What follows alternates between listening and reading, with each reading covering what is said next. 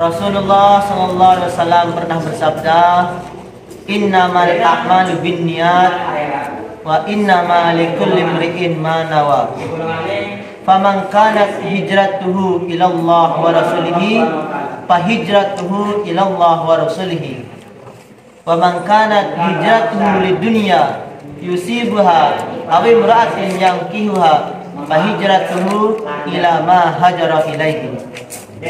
Yang artinya Rasulullah SAW pernah bersabda, sesungguhnya setiap amal perbuatan itu disertai dengan niat, dan sesungguhnya setiap amal perbuatan itu dinilai dengan niatnya.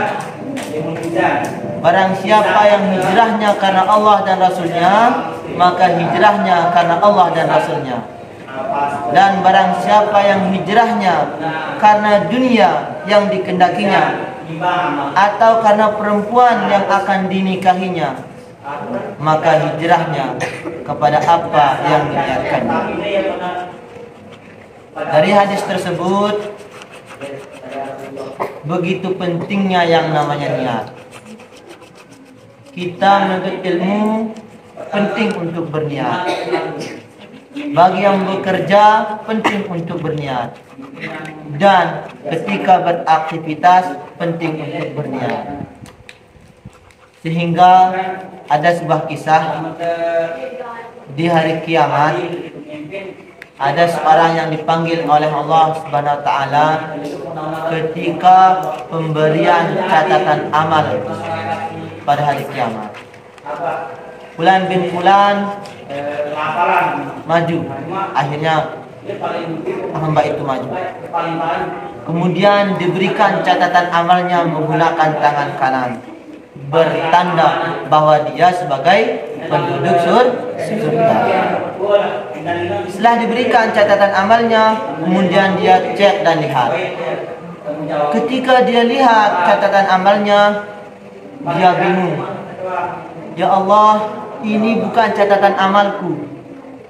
Ini mungkin dia salah, karena aku tidak pernah melakukan umrah, aku tidak pernah melakukan haji, aku tidak pernah melakukan sedekah sebanyak ini. Lalu Allah Subhanahu wa taala menjawab, wahai hambaku, itu adalah catatan amalmu. Karena dulu ketika engkau berada di dunia, berniat untuk melakukan umrah, kamu berniat melakukan haji, kamu berniat melakukan sedekah ke fakir miskin, anak yatim, akan tetapi kamu tidak bisa melakukannya. Maka hari ini aku sempurnakan pahalamu. Dari kisah tadi, begitu dahsyatnya pahala yang disebabkan karena niat.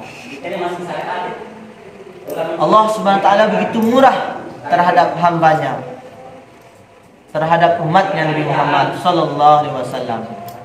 Ketika ada seseorang yang berniat melakukan kebaikan, baru saja berniat sudah dicatat dengan satu kebaikan.